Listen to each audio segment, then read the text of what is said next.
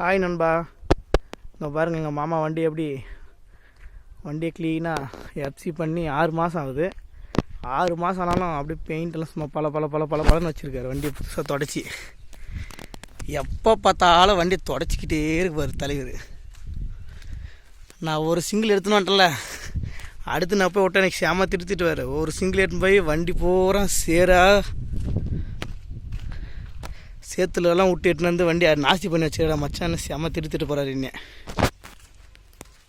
பாருங்கள் இன்டீரியர்லாம் பார்த்தா இன்டீரியர் எப்படி இருக்குது. கவர் போட்டு சீட்டு கவர் பற்றியா தரமான சீட்டு கவர் போட்டு வச்சுருக்காரு. மெத்துனுக்கு சும்மா காரில் உட்காந்த மாதிரி பாருங்கள். இது இன்ஜினுக்கு மேலே நல்லா திக்னஸான வரும்.